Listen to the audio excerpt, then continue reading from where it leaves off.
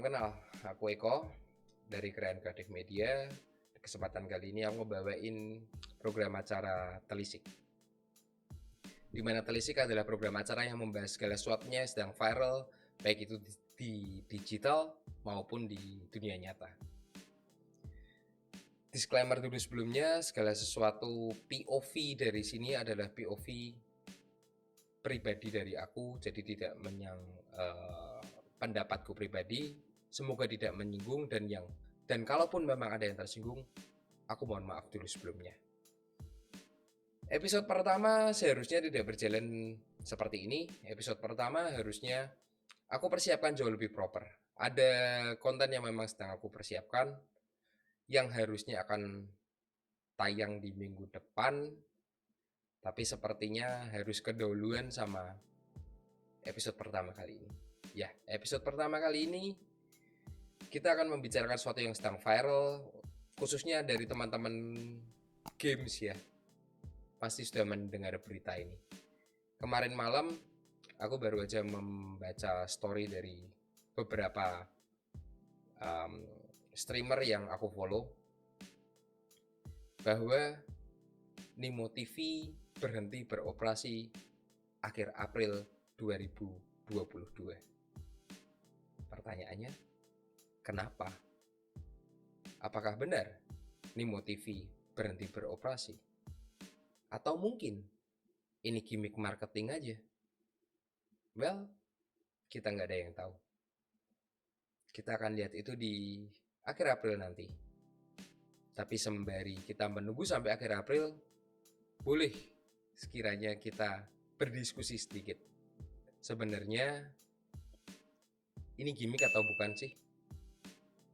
So, yang pertama, Nimo TV apa sih? Mungkin buat subscriber Kreatif Media yang bukan gamers, mungkin nggak tahu Nimo TV itu apa. Jadi gini, Nimo TV adalah sebuah platform atau wadah di mana Nimo TV mengakomodir kebanyakan game yang ada di Indo ini, yang hype di Indo. Sebut apa? PUBG, FF, Mobile Legends, GTA, apalagi Apex, dan lain-lain. Kalian bisa menemukan semuanya di sana. Dengan tagline dari Nimo TV, Professional Game Live Streaming Platform, Nimo bukan hanya menyajikan game streamer aja. Nimo menyajikan live show juga, dimana mungkin platform live show yang dulu kita kenal banget itu pasti salah satunya adalah Bigo. Tapi Nimo lebih mengkhususkan ke arah gamenya. Mereka menyediakan tapi tidak menjadi prioritas. Ibaratnya ya acar di nasi goreng aja. Kalau ada yang live show ya silahkan, nggak ada pun nggak apa-apa. So, setelah 4 tahun berjalan, Mei 2018, correct me if I'm wrong, Nimo hadir di Indonesia. 4 tahun berselang, Nimo akan hengkang dari Indonesia, di mana sama-sama di bulan Mei. Itu kenapa aku bilang, akankah ini menjadi gimmick marketing untuk ulang tahun Nimo? We don't know. Tapi, apakah mungkin Nimo akan tutup dan berhenti beroperasi? Ya, itu mungkin. Nimo hadir di saat yang tepat. 2018 adalah saat dimana mobile game menjadi primadona di masyarakat Indonesia. Baik dari anak kecil hingga yang udah dewasa. Ya, aku juga salah satu pemain mobile game dari beberapa tahun yang lalu. Khususnya hanya bermain Mobile Legends. Boleh dispesifikasi lagi? Khususnya support. Boleh dikhususin lagi? Khususnya Rafaela. Ya, aku bermain game untuk mencari senang. Jadi aku tidak mau bermain game dengan adu mekanik yang aku harus belajar ini itu, belajar banyak hero, enggak lah. Aku cukup jadi healer dan support teman-teman aja. Dengan 4000 match sepertinya sudah cukup, apa ya kalau orang bilang, enak melihat Rafaela 4000 match, but no, I'm still love it. Oke, lanjut. Mengapa Nimo bisa tenar? Yang pertama, ketepatan waktu pada saat Nimo datang ke Indonesia 2018 seperti yang aku bilang. Yang kedua, marketing gila-gilaan. Kenapa marketing gila-gilaan? Nimo TV menggandeng banyak game besar yang aku sebutin tadi. Sebut PMPL, PUBG. Mungkin pertandingannya Free Fire apa, aku nggak tahu. Terus ada MPL yang pasti dari Mobile Legends. Dan mungkin kalau ada yang lain apapun, I'm sorry, aku nggak mengikutin game segitu banyaknya. Dengan menjadi sponsor pada event game-game besar, siapa yang tidak melirik nama Nimo TV? Apalagi itu adalah sebuah platform live stream di mana player yang pada saat itu masih player mungkin menghasilkan uang tambahan selain dari gaji dan hadiah dari juaranya. Dari sana, Nimo berhenti sampai di sana? Tidak. Nimo merekrut pemain-pemain besar di masing-masing game. Sebut PUBG, Luxi, Suksi. Mobile Legend, ini aku baru bisa bicara banyak. Mobile Legend, siapa yang tidak kenal Best Streamer 2021? Aura, Marciano Mercy, Dangki, REKT, Wan, Luminaire, Hafiz, VYN, R7, Psycho, Boots, Drian, Kios, siapa lagi? Sebegitu banyaknya sampai aku nggak hafal dan nggak ingat. Pertanyaannya, dengan segala yang sudah dilakukan oleh Nimo, datang di saat momen yang tepat, kemudian bekerja sama dengan developer game, kontrak dengan player-player dari masing-masing tim, apakah itu menjadi hal yang baik buat Nimo? Atau malah itu jadi pedang yang bermata dua buat Nimo? Kita nggak tahu. Oke, itu mungkin sedikit pengenalan mengenai Nimo. Inti permasalahan di sini adalah kenapa Nimo tutup. Selain ya kalaupun memang gimmick, it's good, it's really good gimmick. Dan kita harus apresiasi marketingnya untuk melakukan gimmick ini. Tapi kalau ini nggak gimmick, let's say kita beranggapan bahwa Nimo benar-benar tutup. Oke, mari kita breakdown satu persatu. Apa yang bikin Nimo tutup? Yang pertama, income Nimo tidak sebesar publikasinya. Yang kedua, expenses atau pengeluaran Nimo sangat teramat besar, khususnya untuk kontrak streamer-streamernya. Yang ketiga, mungkin ada rasa nyaman yang dilakukan yang dirasakan oleh manajemen, jadi terkesan kurang kreatif dan belum mencari lahan pendapatan yang lain dari Nimo itu sendiri. Dan semuanya hanya dibebankan pada streamer. Karena mungkin mereka merasa mereka sudah memberikan harga yang baik untuk kontrak live stream mereka. Aku nggak tahu. Kita bedah satu persatu. Pendapatan Nimo tidak sebesar publikasinya. Ya, siapa yang tidak kenal Nimo TV untuk para gamers? Bahkan untuk streamer-streamernya sendiri dengan followers jutaan. WHR ada yang menyentuh 1 juta. 500.000, 600.000, 700.000 atau berapapun itu. Apakah itu pendapatan yang kecil? UMR? No. Belasan juta? No. Puluhan juta? No. Ratusan? Mungkin. Itu jawabannya. Karena aku nggak pernah tahu, aku nggak pernah jadi streamer. Siapa yang mau ngelihat Rafael 4000 match main? Itu yang pertama. Pendapatannya tidak sebesar itu. Pendapatan Nimo sebenarnya dari mana sih? Pendapatan Nimo untuk semua platform live stream, pendapatan terbesarnya adalah dari diamond atau gift yang viewer berikan kepada streamer, di mana dari gift itu akan dibagi persentase berapa persen untuk Nimo, berapa persen masuk ke streamer. Pertanyaannya, dengan nama-nama besar yang selama ini udah mereka tarik, udah mereka kontrak secara permanen segala macam, memberikan dampak nggak? Mungkin ada, tapi nggak besar. Yang harus Nimo tahu adalah yang mereka yang dikontrak oleh Nimo adalah nama-nama besar. Nama-nama besar pasti harus they have a pride. Mereka memiliki gengsi, atau mungkin mereka memiliki treatment sendiri kepada para viewersnya. Apakah Nimo bisa menyalahkan streamer? Nggak bisa. Karena streamer pun sendiri harus menjaga brand image di depan para viewernya. Yang bisa dilakukan oleh Nimo hanya mungkin mengedukasi para streamer untuk membantu dan menginformasikan kepada para viewer untuk memberikan gift. Streamer apakah melakukan hal itu? Ya pasti. Beberapa kali iya. Apakah mereka disuruh mengemis untuk meminta gift kepada mereka? Kayaknya enggak deh. Kayaknya pendapatan dari WHR udah cukup deh. Kayaknya ya. Kayaknya, sekali lagi aku bilang semua ini kayaknya. Karena aku nggak pernah tahu angka yang pasti. Mereka akan sesekali meminta gift, tapi dengan catatan, ya itu hanya sebagai seru-seruan dan mungkin bonus yang mereka dapatkan, quote-on-quote bonus.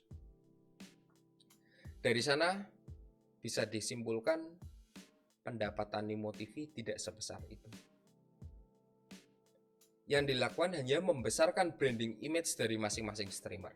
Ya, itu yang streamer peroleh dari mereka melakukan live streaming setiap hari. Capek jadi streamer. Gila, nggak kebayang seperti apa jadi streamer. Kalau salah sedikit dihujat, IG hilang. Makanya, sebenarnya untuk membahas ini aku juga sedikit-sedikit takut akankah ada yang tersinggung dan kemudian IG hilang. Cuman ya udahlah, IG hilang dengan 600 followers, so emang aku siapa? Jadi kayaknya nggak ada masalah juga. Terus, apakah pendapatan Nimo hanya dari diamond? The majority, yes. Majority. Terus mungkin kita masuk ke itu tadi yang kita bahas, income Nimo tidak sebesar dengan brandingnya. Yuk kita bahas. Pengeluaran Nimo sangat teramat besar. Over expenses. Kenapa aku bilang kayak gitu? Sebut nama-nama besar yang berada di tim-tim MPL.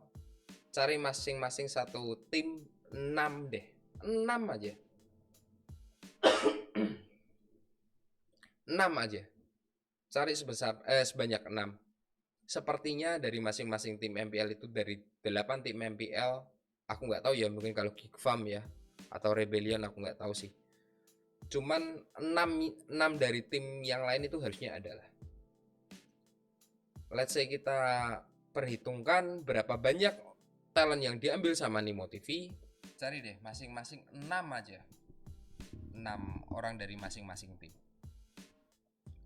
Itu udah duit berapa yang dikeluarkan oleh Nimo? Pengeluaran Nimo apakah hanya itu? Enggak. Sponsorship mungkin di jersey. Belum mereka membeli hak siar mungkin ya dari masing-masing event dari developer game, menyiarkan MPL sendiri di Nimo TV atau segala macamnya. Apakah itu semua gratisan? Gak mungkin dong. Kayaknya gak mungkin juga Mobile Legends muntun sebaik itu deh. Dari sana kita bisa ngelihat bahwa pengeluaran itu benar-benar pengeluaran yang menurutku under control ya, dengan lubang pendapatan mereka dari diamond itu. Dari sana sudah dipastikan hukum ekonomi yang ada, mungkin pendapatannya tidak sebanyak ini, pendapatannya hanya segini, pengeluarannya let's say anggap deh Nimo masih untung ya, tapi pengeluarannya segini, hanya ada selisih sedikit menjadi margin mereka. Let's say anggap aja Nimo untung. Dari sana apakah ini adalah bisnis yang buruk? Harusnya iya. Dan para investor Nimo harusnya sudah melihat itu. Kesalahannya di mana? Apakah kesalahan streamernya? Nggak minta nge-give? Nggak, seperti yang aku bilang. Karena mereka sudah diberikan kontrak yang baik.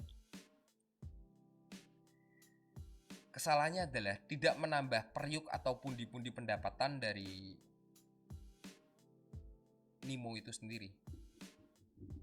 Menambah pundi-pundi pendapatan dari mana? Dengan hubungan relasi yang baik antara Nimo dan streamer-streamer yang ada, itu pasti ya mungkin bisa di quote on quote dibisniskan yang lain lah, bekerja sama to making a merge bareng dengan mungkin streamer-streamer yang ada, daripada akhirnya sampai streamer itu bikin merge sendiri kan, dan Nimo nggak memperoleh apa-apa. Bayangin deh, para streamer butuh panggung, Nimo sediain, tapi streamer mereka bisa mendapat pendapatan dari tempat yang lain. Emang nggak boleh cari pendapatan dari tempat lain? Boleh kok, boleh banget, dan itu yang benar yang sudah dilakukan oleh streamer. Tapi itu yang salah yang tidak dilakukan oleh Nimo. Mungkin ini bukan masalah benar atau salah ya, mungkin hanya suggestion. Harusnya Nimo mempertimbangkan hal itu. So, jika kalian mungkin sebagai pemilik sebuah bisnis dengan pengeluarannya yang lebih besar, atau mungkin pengeluarannya hampir sama dengan pendapatan, apakah kalian masih akan mempertahankan bisnis itu? Sepertinya tidak. Terus siapa yang menjadi korban di sini? Streamer? Viewer? Enggak. Korban terbesarnya adalah Nimo sendiri. Korban yang paling besar. Di sana dia udah ngebakar duit berapa banyak. Berkolaborasi itu nggak tahu deh, aku nggak berani bayangin habis berapa miliar itu total Nimo untuk menjalankan running the business ini. Streamer apakah menjadi korban? Ya, streamer menjadi korban sementara. Gak ada Nimo nggak masalah. Mereka punya YouTube. Hey, come on, it's a free platform. Di YouTube kalian bisa menempelkan link Saweria kalian di sana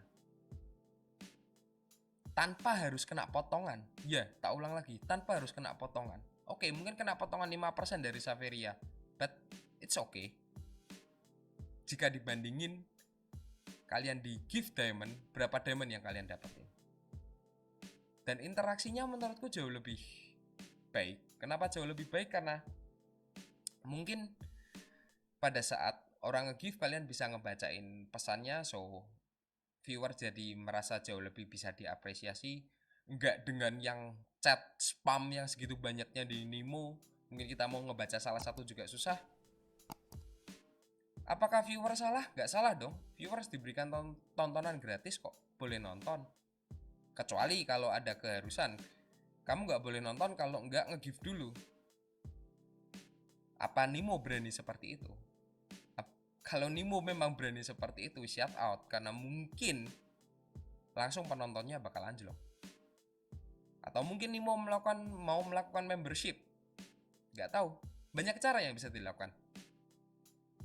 Badge ya, yang terakhir. Aku tapi nggak tahu sih sistemnya badge seperti apa sih.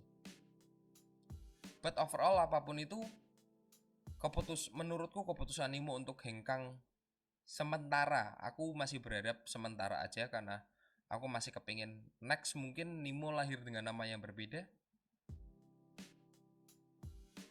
aku masih berharap masih ada platform sebesar ini yang bisa mengakomodir streamer-streamer khususnya game Mobile Legends. Dimana saat aku mau ngeliat ya aku cukup ngeliat di Nimo, semuanya ada di sana. Tapi untuk streamer-streamer aku juga yakin mereka sudah sebentar lagi akan menemukan rumahnya mereka kembali. Karena yang kalian tahu, kalian bisa buka Instagramnya Marsha, Stephen Kurniawan, kalian lihat di sana pada saat si Marsha mengannounce bahwa Nimo akan tutup, saat itu juga Buyah Live sudah masuk dan nge-poaching si Marsha. Kita tahu juga dong, kalau Marsha pergi nggak mungkin sendirian. Top 1, top 2, top 3 kemungkinan bakal dibawa kan? Ya ini cuman ya pindah rumah aja lah sebenarnya. Mungkin mereka streamer bisa memiliki solusi yang lain, bikin aplikasi live stream sendiri. Sepertinya menarik. Dengan kedekatan mereka semua, satu pemain dengan pemain yang lain, tim satu dengan tim yang lain, sepertinya bakal memungkinkan. Tinggal siapa yang punya budget dulu aja. Ya, Nimo TV sebentar lagi akan selesai. Nimo TV adalah saksi dari berkembangnya dunia MOBA games di Indonesia, menjadi saksi terbentuknya sebuah tim yang bernama Geng Kapak yang dulunya dimulai dengan bercanda akhirnya menjadi serius, dan denger-denger mau memperoleh slot MPL. Mungkin Geng Kapak bisa dipertimbangkan memiliki platform streaming sendiri supaya ya bisa mengakomodir teman-teman player yang lain. Ya kan, Geng Kapak investornya kuat-kuat. Ya apapun itu, atau mungkin nggak Geng Kapak ya, EVOS atau mungkin Pak Ape RRQ, ya who knows. But apapun itu, terima kasih Nimo TV sudah menjadi bagian dari Mobile Game Indonesia. Kontribusi dari Nimo TV sangat berarti juga. Mungkin berpisah sementara ini adalah pilihan yang tepat. Dan semoga pada saat nanti kembali, Nimo TV kembali jauh lebih kuat, jauh lebih kreatif, dan jauh lebih baik. Aku Eko, terima kasih karena kalian sudah mau mendengarkan telisik episode pertama ini hingga selesai. Aku minta tolong, mungkin kalau memang yang mau mendengarkan telisik episode 2 berikutnya 3, 4, 5, bisa tolong bantu di subscribe di bawah. Dan yang paling penting, aku minta tolong bantu share, entah itu mungkin di TikTok, di IG, atau dimanapun, grup WA keluarga kalian, terserah. But overall, mungkin itu episode pertama yang bisa aku berikan. Mungkin masih terkesannya seperti podcast monolog karena belum ada editing. Ya ini aku baru take tanggal 15 jam 8 pagi. Aku nggak tahu akan bisa tayang kapan. I hope this day. Mungkin kayak gitu dulu. Aku pamit. Kita ketemu lagi di episode berikutnya. Bye bye.